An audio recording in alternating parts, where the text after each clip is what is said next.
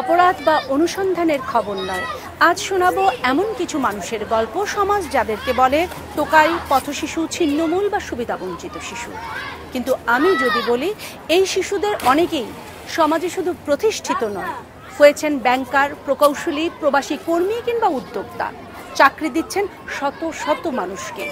বিশ্বাস হচ্ছে না, অবিশ্বাস্য হলেও রূপকথাকে হার মানানো এমন কিছু গল্প নিয়ে আজকের উন্মোচনে আমি কাউসার সোহেলি।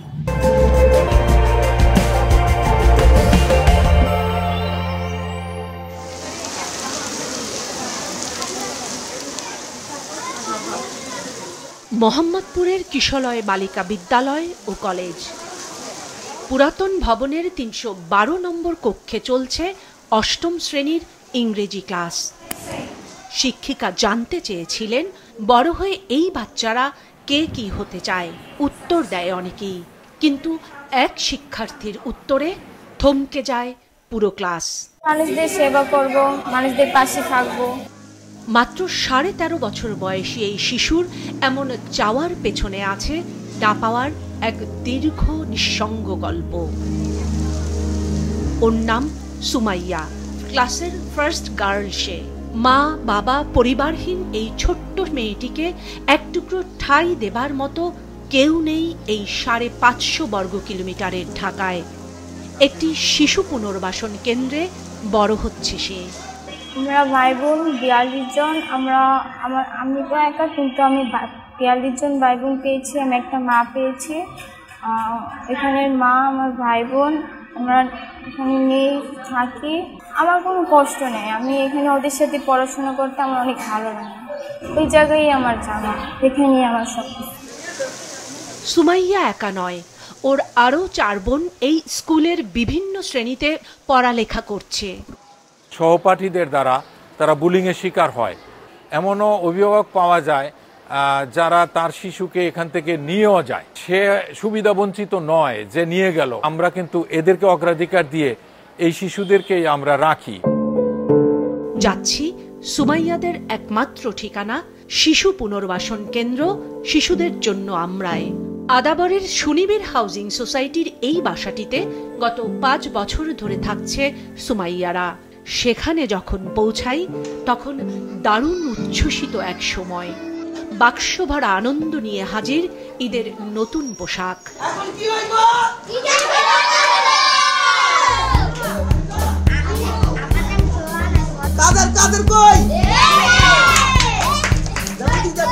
এক একটি নাম ধরে পড়ছে ডাক।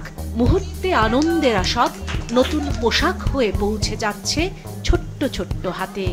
দেখে শুনে আবার গুছিয়েও রাখছে তারা, পড়তে হবে ঈদের দিন। ঘরের আরেক কোণায় চলছে ঈদের দিনের গানের আয়োজনের কোরাস প্র্যাকটিস।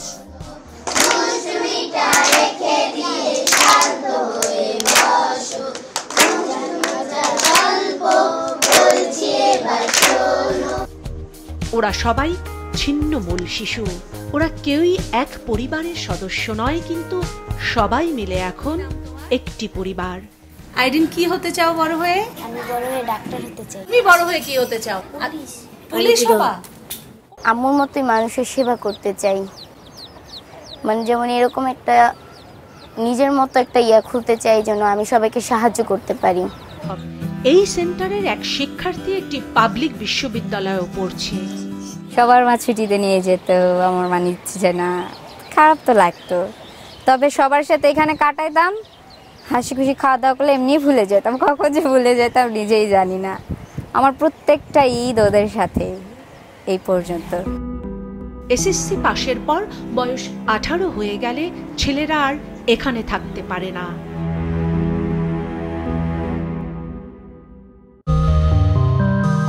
তবে ঈদ পার্বণে ওরা ঠিকই ফিরে আসে মায়ের কোলে, ভাই বোনদের কাছে। ভাত খাওয়াই দিছে। আমাদের অনেক ছিল, আমাদের আম্মুর সাথে সবার মহব্বত ছিল, মিল ভালোবাসা সবার টান ছিল। গান করছিলাম না, আমরা করবো জয় একদিন, নিশ্চয় নিশ্চয়। আমার এই যে বেটা আমার ছিল আর কি, এই বেটা আমি খুব মিস করি। এই বেটা আমি শুইতাম, আমার সাথে একটা 2 বছরের বাচ্চা ছিল, ওর নাম ছিল ইব্রাহিম। তো বাচ্চাদেরকে নিয়ে অনেক স্বপ্ন আছে যে আমি যা করতে পারিনি তারা জানে ওরকম না হয়, তারা জানে আমাদের থেকে আরো ভালো করে। তোমার খোলা হাওয়ায় লাগিয়ে পালে, তোমার খোলা হাওয়ায়। এই সব বাচ্চাদের মা একজন হাজেরা বেগম।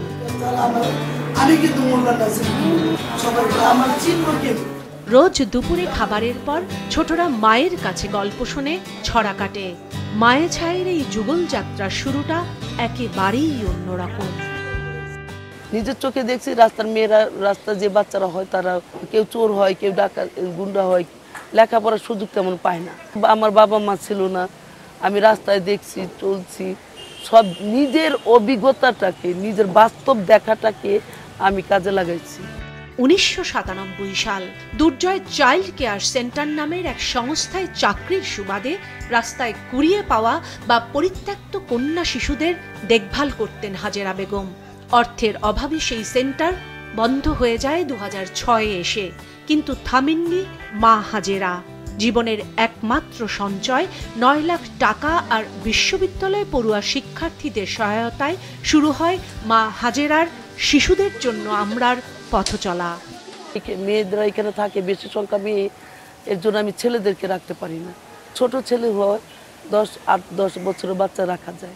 আমি জানি না পাই বাচ্চাগুলা যে বাইরে রাখি এরা ঠিক আছে কি না। এখানে আমার খুব কষ্ট লাগে যে ওদের রাখতে পারি না। ওরা নিজেদের পায়ে দাঁড়াবে, বাংলাদেশের সবচেয়ে বড় ভালো একটা পজিশনে যাবে, এটা আমার স্বপ্ন। এই মায়ের দুচোখ ভরা স্বপ্ন সন্তানরা নিরাপদ সুন্দর জীবন পাক, কিন্তু জানেন না এই স্বপ্ন তার কবে কিভাবে পূরণ হবে। আমার ভয় লাগে আমি যদি মরে যাই, চোখ বুজে যাই, বাচ্চাগুলো কি করব। একটা স্থায়ী ঠিকানার জন্য আমি হন্য হয়ে হন্যে হয়ে খোঁজা এক চিলতে স্থায়ী ঠিকানার স্বপ্ন এই মায়ের কবে পূরণ হবে জানেন না। তবে এখন বলবো এমন কিছু মানুষের গল্প যারা খুঁজে পেয়েছেন জীবনের ঠিকানা, এবং এরাও সবাই কিন্তু এই মায়ের সন্তানদের মতোই একসময় ছিলেন পথশিশু, ছিন্নমূল নয়তো সুবিধা বঞ্চিত। চলুন তাদের গল্প শুনি। দেশের ভেতর হাতে গোনা যে কয়েকটি দেশীয় কোম্পানি ব্রয়লার উৎপাদন, সরবরাহ ও সংস্থাপন করে থাকে, তার মধ্যে একটি সাভারের RS ব্রয়লার। কোম্পানির মালিক রফিক মিয়া। কারখানার এই পুরো সেটআপই তার নিজের হাতে নির্মাণ। 96-এ যে ট্রেড লাইসেন্স থেকে ব্যবসা স্টার্ট করলাম, আস্তে আস্তে এটা বাড়তে বাড়তে এই পর্যায়ে চলে গেছে। কারণ ব্রয়লার প্রোডাকশনে আমরা আগাইছি এবং চায়না আমার নিজস্ব একটা বিজনেস আছে, সেখানে আমি যাই। আমি 8-10টা ইনশাল্লাহ 7টা দেশে আমি ট্রাভেলিং করছি। 8ম শ্রেণীর পর লেখাপড়ার পাঠ চুকে যায় দারিদ্রতার কারণে। ফ্রেন্ড সার্কেলে বলছে আমার স্কুল আছে, সেখানে গেলে টেকনিক্যাল স্কুলে ট্রেনিং দেওয়া যায়, কোনো পে করতে হয় না। সেটাই আমার লোকে, যেহেতু আমার ফাইন্যান্স একটু সমস্যা ছিল, সেই কারণে মানে আর্থিক সমস্যার কারণে আমি সেটা করছি এবং হ্যাঁ ভর্তি হয়েছি। ভর্তি হওয়ার পর সেখানে আমি ট্রেনিং করছি 2 বছর। অর্ধশত কর্মী, বিশ্ববিদ্যালয় পড়ুয়া প্রকৌশলীরা তার 2টি কারখানায় কাজ করছেন এখন। এদের বেতন ভাতা নিয়ে কোম্পানির মাসিক ব্যয় 12 লাখ টাকা। আমার বিএসসি ইঞ্জিনিয়ার আছে 2 জন, আর ডিপ্লোমা ইঞ্জিনিয়ার আছে 3 জন, যারা আইওবিতে পাস করছে। অনেকে ইন্টার্নি করতে থাকে, 3 মাস 6 মাস করে যায়। মালয়েশিয়া গেছি, আমাদের অনেক লোক মালয়েশিয়া কাজ করতেছে, আমার ফ্যাক্টরিতে গেছে। সিঙ্গাপুরে এখন ওয়েল্ডিং করে, তারা অনেক ভালো লেভেল আছে। অনেক কথা হলো, আমি একা বড় হইলে দেশ বড় হবে না, সবাই সম্মিলিতভাবে দেশ কাজ করলে বড় হবে। মোহাম্মদ রফিক বিনে পয়সায় পড়ালেখা এবং কারিগরি প্রশিক্ষণ নিয়েছেন ইউসেফ বাংলাদেশ থেকে। সেই একই প্রতিষ্ঠানের শিক্ষার্থী রংপুরের মঞ্জুরুলও। আমি ধরেন 99-এ 5 পাস করছি, 2006 আমাকে নতুন করে ভর্তি করাইছে। আমি এই 7 বছর গ্যাপ দিয়েও পড়ালেখা করা আমার দ্বারা সম্ভব হয়েছে। এখন আমি একজন বিএসসি ইঞ্জিনিয়ার, তো সামনে আমার টার্গেট আছে আমি MBA করব। টাকার অভাবে তারও প্রাথমিকের পর শুধু লেখাপড়া বন্ধই হয়নি। গৃহ শ্রমিক থেকে হোটেল বয়, গার্মেন্টসের হেল্পার, কোনো কাজই বাদ দেননি কিশোর মঞ্জুরুল। তো 6-এ ভর্তি করার পরে ওখান থেকে আমি লেখাপড়া শুরু করি, আর ওখান থেকে বই খাতা কলম সব কিছু ফ্রি দেয়। আমি পুলিশের মেসে রাত্রে কাজ করি, 2টা আড়াইটার দিকে উঠতাম, উঠে রুটি বানাইতাম, এর বিনিময়ে জাস্ট থাকা খাওয়া আর কি ছিল। পরে আমি ভোকেশনালে যখন SSC পরীক্ষা দিলাম 2010, তো ওইখানে আমি 72 ভিতরে একজন গোল্ডেন প্লাস। ডিপ্লোমা কমপ্লিট করার পরে ইউরোপিয়ান ইউনিভার্সিটিতে বিএসসি ইঞ্জিনিয়ারিংটা কমপ্লিট করি আর কি। বিএসসি ইঞ্জিনিয়ার মঞ্জুরুল চাকরি করছেন একটি মাল্টিন্যাশনাল কোম্পানিতে। বদলেছে জীবনের অনেক কিছুই, বদলাননি মঞ্জুরুল।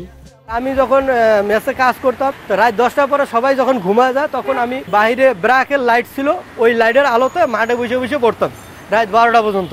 রাজারবাগ পুলিশ লাইনে যখন আমি লেখাপড়া করি, ওই সময় অনেক পুলিশ আমাকে সাপোর্ট দিচ্ছে, যার কারণে ওনাদের কাছেও আমি চিরকৃতজ্ঞ এবং ইউসেফের কাছেও আমি চিরকৃতজ্ঞ। মঞ্জুরুলের মতো চাঁদপুরের জহিরুলও কিন্তু মাদ্রাসার ছাত্র। সেই জহিরুলের স্বপ্নরা এখন পৃথিবীর নানান আকাশ ছুঁয়ে যায় প্রতিদিন। কাতারে আর যে কমিশন হিসেবে কর্মরত আছি। আমার শেফ ক্যারিয়ার শুরু হয়েছে ইউসেফ বাংলাদেশ থেকে। সবাই আমার জন্য দোয়া করবেন, আমি জানি ভালো মানুষ আমাকে বড় শেফ হতে পারি। ভাগ্য পরিবর্তনের লড়াইয়ে 2018-তে সুবিধাবঞ্চিত শিক্ষার্থীদের কোটায় সুযোগ পান ডিপ্লোমা করার। বিষয় ছিল food and beverage. Dhaka Radisson ব্লুতে ইন্টার্নশিপ করি। ইন্টার্নশিপ করার পর ওখানে 2 বছর শেফ হিসেবে কর্মরত ছিলাম। এরপর আমি সারা রিসোর্টে ফার্স্ট কর্মী হিসেবে জয়েন করি। এরপর আমি কাতার জব অফার লেটার নিয়ে কাতার চলে আসি। একই বিষয়ের শিক্ষার্থী লাইজু এখন চাকরি করছেন ঢাকার একটি 5 তারকা হোটেলে। মাত্র 6 বছর আগেও লাইজুর জন্য নির্ধারিত ছিল বিয়ে করে সংসারী হওয়ার ভাগ্য। তো আমি কখনোই চাচ্ছিলাম না যে আমি ইন্টারের পর বিয়ে হয়ে যাক, যাতে আমার বিয়ে না হয়, যাতে আমি ইন্ডিপেন্ডেন্ট হতে পারি, এর জন্য এই সেক্টরে আছা। তো আমার কাছে মনে হয়েছে this is the best platform for my future or my life, that's why আমি। সেই লাইজুই এখন অনর্গল বিদেশি ভাষায় ক্লায়েন্ট হ্যান্ডেল করেন। ফুড অ্যান্ড বেভারেজের একটি ফ্রি প্রশিক্ষণ কোর্স পাল্টে দিয়েছে তার ভাগ্যের চাকা। পড়াটা শেষ করে আমি বাইরে মুভ করব, ইউরোপ যাওয়ার ইচ্ছা আছে। তো ওইখানে আমি হোটেল ইন্ডাস্ট্রিতেই থাকবো। তো ওইখানে কিছুদিন থাকার পর দেশে ব্যাক করবো, হোটেল ইন্ডাস্ট্রিতে আসবো, আর তার পাশাপাশি আমার বিজনেস করা অনেক ইচ্ছা। এতক্ষণ যে দিন বদলের গল্প বললাম, তার প্রধান চরিত্র কিন্তু এই সাদা গাড়িটি, আর একজন মানব দরদী মানুষ। এই গাড়িটিতে করেই সেই মানুষটি একসময় ঢাকার পথে অলিগলিতে খুঁজে বেড়াতেন পথ শিশুদের, বলতেন এসো পড়ো, বাঁচতে হলে পড়তে হবে, শিখতে হবে কাজ। সেই ডাকে 53 বছর পরও আজকের বাংলাদেশে প্রতি বছর 35,000 দরিদ্র সুবিধাবঞ্চিত শিশু কিশোর দিন বদলের হাতিয়ার হয়ে গড়ে উঠছে। অবশ্যই প্রতিদিন ছবিটা আমি 2-3 বার দেখি, 1বার 2বার না, 2-3 বার দেখি। মোবাইলটা খোলার পরেই ওনার ছবিটা আমার সামনে আসে। তখন আমি 2-3 বার দেখি, স্মরণ করি। মাই ফাদার চেনি। এরা প্রায় সবাই ইউসেফ বাংলাদেশের রূপকার নিউজিল্যান্ডের মানুষ লিন্ডসে অ্যালেন চেইনির সরাসরি ছাত্র। ঘটনার সময়কাল 1972। যুদ্ধ বিধ্বস্ত ঢাকার পথে থাকা রোজগারি শিশুদের খুঁজে বের করতেন চেইনি। থাকার ব্যবস্থার পাশাপাশি দিতেন প্রাথমিক শিক্ষা আর মমতার ছায়া। এইসব রোজগারি পথশিশুদের জীবন গড়তে প্রাক মাধ্যমিক শিক্ষার পাশাপাশি শুরু করেন কর্মমুখী শিক্ষার প্রশিক্ষণ। একটা রুটি দিত হাফ পাউন্ডে 30 পয়সা নিত, দুপুরে গরুর মাংস ভাত দিত 30 পয়সা নিত, একদিন সবজি ভাত দিত 30 পয়সা নিত। এরকম মানে অর্থের বিনিময়ে খাদ্য। বাদাম বিক্রি করতাম রমনা পার্কে, আমরা 1 টাকা 55 পয়সা দিয়ে 3 বেলা খাওয়া দাওয়া করতাম, আর রেসিডেন্সিয়াল হিসেবে থাকতাম। এরা সবাই ইউসেফ বাংলাদেশের ফিডার স্কুলের শিক্ষার্থী। এরা সবাই এখন এক্স ইউসেফ স্টুডেন্টস অ্যাসোসিয়েশনের গর্বিত সদস্য। এই ইউসেফ হওয়াতে আমি আজকে ঢাকা শহরের বাড়িওয়ালা হয়েছি, বাড়ি মালিক হয়েছি।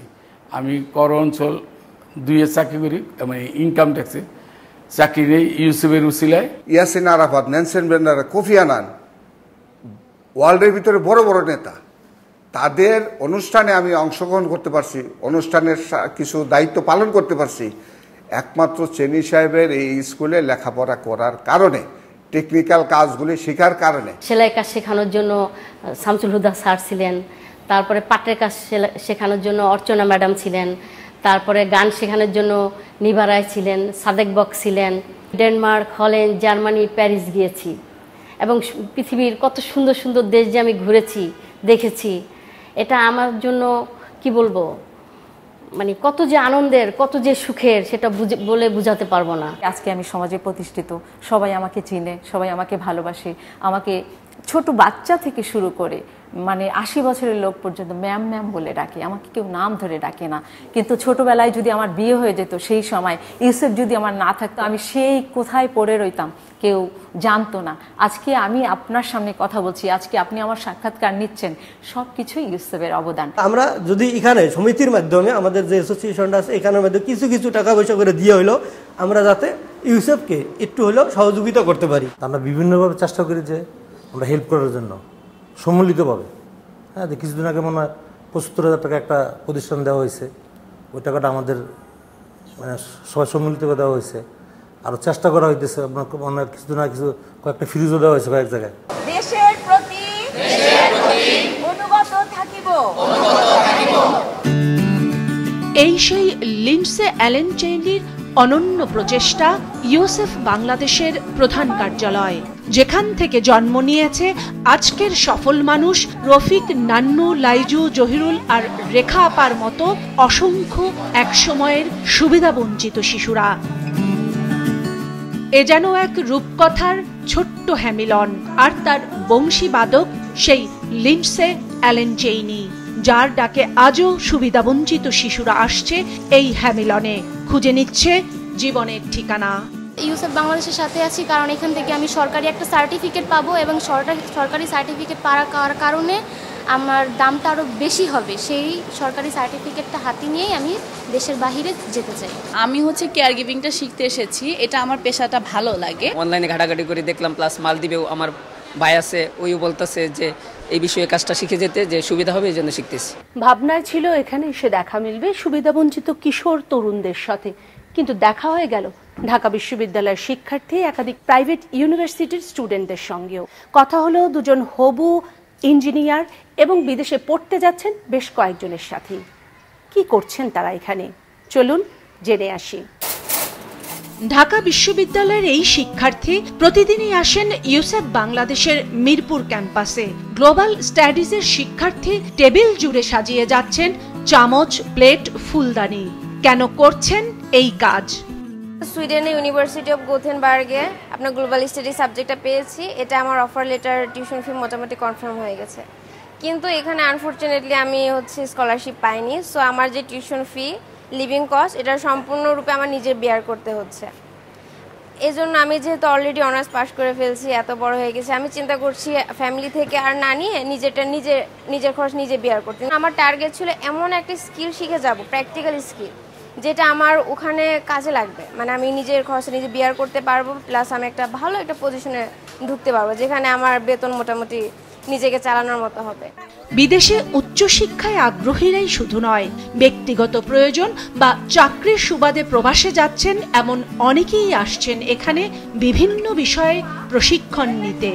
পলিটিক্যাল সায়েন্স থেকে পড়াশোনা কমপ্লিট করেছি, জব করতে পারতাম, কিন্তু আমার উদ্যোক্তা হওয়ার ইচ্ছা। এখানে উদ্যোক্তা হতে পারলে আমি আরও মানুষের কর্মসংস্থানের ব্যবস্থা করতে পারবো। ফিউচারে প্ল্যান আছে, আমি বাংলাদেশে তো একটা এজেন্সি খুলবই, এবং আমাদের ইউরোপ, আমেরিকা, কানাডা এবং জাপানে সেবার জন্য পাঠাবো। আমি চাচ্ছি লন্ডনে ব্যারিস্টারি পড়ার জন্য। সেখানে যে আমি সার্ভাইভ করব কিভাবে, সেজন্য আমি এই কোর্সটা করছি, যেন সেখানে যে আমি সার্ভাইভ করতে পারি।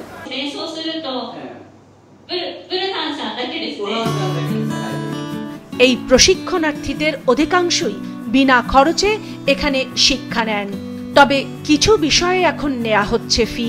এর মধ্যে একটি জাপানিজ ল্যাঙ্গুয়েজ কোর্স।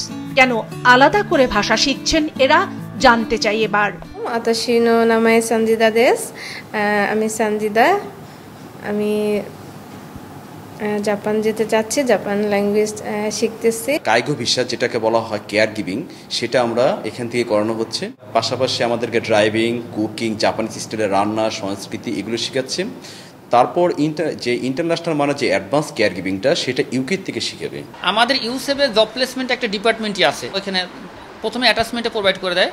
আর বিশেষ করে যারা অ্যাটাচমেন্ট যে হোটেলে করে, ওদের কাজের পারফরমেন্সের জন্য ওই হোটেল বা রেস্টুরেন্ট তাদেরকে রেখে দেয়। প্রশিক্ষণ কেন্দ্র, কিন্তু এখানে আছে জব প্লেসমেন্ট বিভাগ। জানলাম এই প্রশিক্ষণ কেন্দ্র থেকে যারা প্রশিক্ষিত দক্ষ কর্মী হিসেবে বের হন, তাদের জন্য রয়েছে চাকরির ব্যবস্থাও। কারা করছেন এই কাজ এবং কিভাবে, সেই খবর নিতে গিয়ে শুনলাম বাকরুদ্ধ হওয়ার মতন আরও এক রূপকথার গল্প। 10,000 প্রশিক্ষিত কর্মীকে চাকরির সন্ধান দিয়েছেন যে কর্মকর্তা, তিনি নিজেও ছিলেন একসময় সুবিধাবঞ্চিত শিশু। রাত্রে 12টার সময় হঠাৎ চলে আসতো টেনি সাহেব, হোস্টেলে এসে দেখতো ছেলেদের গায়ে মশা বসছে কিনা, তারা খেয়েছে কিনা, তাদের গায়ে কাপড় আছে কিনা, তারা ঘুমাচ্ছে কিভাবে। টেনি সাহেব আমাদেরকে সন্তানের মতো ভালোবাসতেন। আজকে আমরা টেনি সাহেবকে নিজের পিতার চেয়েও কোনো অংশে কম না, তাকে পিতার সমতুল্য আমরা শ্রদ্ধা করি। 1974-এ তিনি সেগুনবাগিচার ফিডার স্কুলের ছাত্র তখন তার ঢাকার রাজপথে যা কাজ পাই তাই করতে হবে এমন অবস্থা। সেই শিশুটি এখন MBA ডিগ্রিধারী ঊর্ধ্বতন একজন কর্মকর্তা হিসেবে অবসরে যাচ্ছেন ইউসেফ বাংলাদেশ থেকেই। 1977 সালে সেগুনবাগিচা ইউসেফ টেকনিক্যাল স্কুলে আমি টেলারিংয়ের উপরে 2 বছরের কোর্স করি, পাশাপাশি লেখাপড়া করি, দোকান করি। এইভাবে আমি ডিগ্রি পাস করার পরে আমি জানতে পারলাম ইউসেফে টেলারিংয়ের ইনস্ট্রাক্টর নিবে। 91 সাল থেকে 2025 সাল পর্যন্ত এই 34 বছর ইউসেফে ইনস্ট্রাক্টর থেকে অফিসার পর্যন্ত চাকরি করেছি। ইউসেফের কাছে কৃতজ্ঞতা প্রকাশ করতেছি, ইউসেফ যেন আজীবন ভালো থাকে, সুস্থ থাকে এবং আমার মতো হতদরিদ্র ছেলেদের জন্য কাজ করতে পারে, ছেলে মেয়েদের জন্য কাজ করতে পারে। সারা দেশের 53টি সাধারণ শিক্ষা ও 10টি কারিগরি শিক্ষা বিদ্যালয়ে বছরে প্রায় 35,000 শিশু কিশোর তরুণকে দক্ষ কর্মী ও সম্ভাবনাময় উদ্যোক্তা হিসেবে গড়ে তুলছে ইউসেফ বাংলাদেশ। 40টার উপরে অকুপেশনে আমরা কাজ করা, তার সার্টিফিকেট অনলাইনে পাওয়া যায় এবং এটা ভ্যালিড দেশ বিদেশের সব জায়গাতে। প্রশিক্ষণার্থী আছে যারা এখান থেকে কোর্স সম্পন্ন করছেন, তারা কিন্তু বয়েসেলের মাধ্যমে বিনা পয়সায় বিদেশে পাড়ি জমাতে পারছে এবং ভালো তারা এমপ্লয়মেন্ট খুঁজে নিতে পারছে। আর্টিফিশিয়াল ইন্টেলিজেন্সের কোর্স করে আমাদের ডিপ্লোমার ছেলেমেয়েরা বিশ্ববিদ্যালয়ের ছেলেমেয়েদের সাথে কম্পিট করে চ্যাম্পিয়ন হয়েছে। আমরা কান্ট্রি স্পেসিফিক ল্যাঙ্গুয়েজ শিক্ষা দেব, কালচার শিক্ষা দেব এবং প্রশিক্ষণ দেবই, যাতে করে চতুর্থ শিল্প বিপ্লবের যে কোর্সগুলা যারা অন্যরা এখনো দিচ্ছে না, আমরা তাদেরকে We have no mother, no brother, no sister, we are alone in the world, but core comrade Cheney।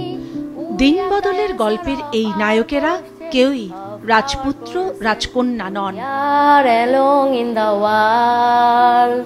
তবে কঠোর পরিশ্রম আর নিরলস চেষ্টায় হয়ে উঠেছেন এক একটি রূপকথার চরিত্র। সেই রূপকথার গল্প লেখায় কালি কলম কাগজ জুটিয়েছে কোনো না কোনো ব্যক্তি, প্রতিষ্ঠান আর একটু সদয় সুযোগ। তবে কি শত সন্তানের মা হাজেরার সন্তানেরা এর একটি সুযোগও পাবে না, হয়ে উঠতে পারবে না এক একজন রূপকথার গল্প